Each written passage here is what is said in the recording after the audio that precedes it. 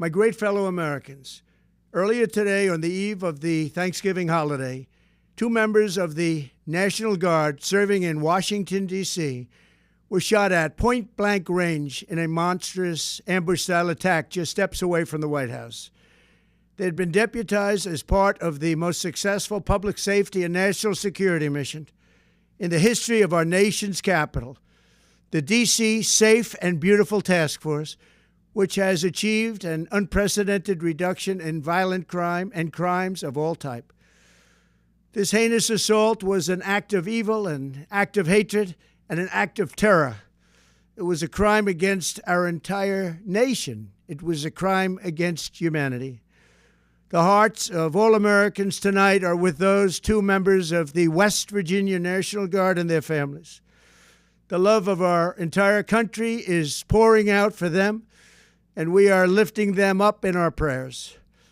As we are filled with anguish and grief for those who were shot, we're also filled with righteous anger and ferocious resolve. As President of the United States, I am determined to ensure that the animal who perpetrated this atrocity pays the steepest possible price. I can report tonight that based on the best available information, the Department of Homeland Security is confident that the suspect in custody is a foreigner who entered our country from Afghanistan, a hellhole on earth.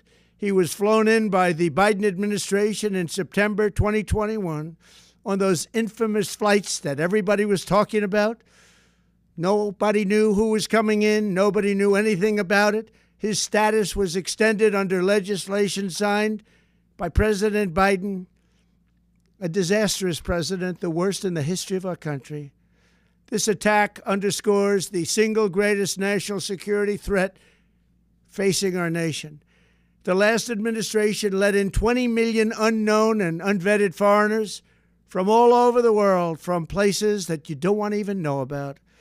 No country can tolerate such a risk to our very survival. An example is Minnesota, where hundreds of thousands of Somalians are ripping off our country and ripping apart that once great state. Billions of dollars are lost, and gangs of Somalians come from a country that doesn't even have a government, no laws, no water, no military, no nothing. As their representatives in our country preach to us about our Constitution and how our country is no good. We're not going to put up with these kind of assaults on law and order by people who shouldn't even be in our country.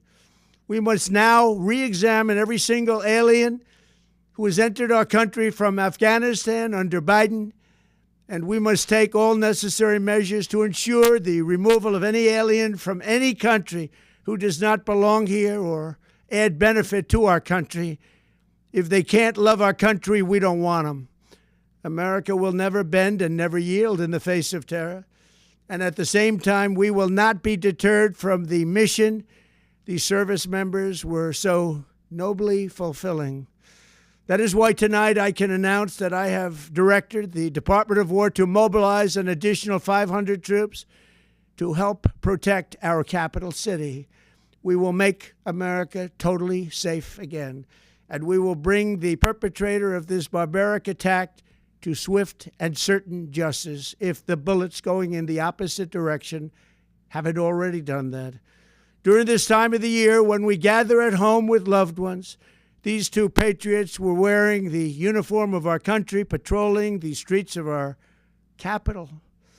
They had taken a selfless oath to defend our nation against all enemies, foreign and domestic, and that is exactly what they were doing when they were gunned down in a savage attack.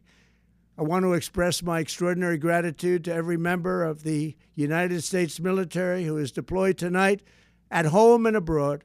I also want to thank the Secret Service and the D.C. Metropolitan Police Department for their work today.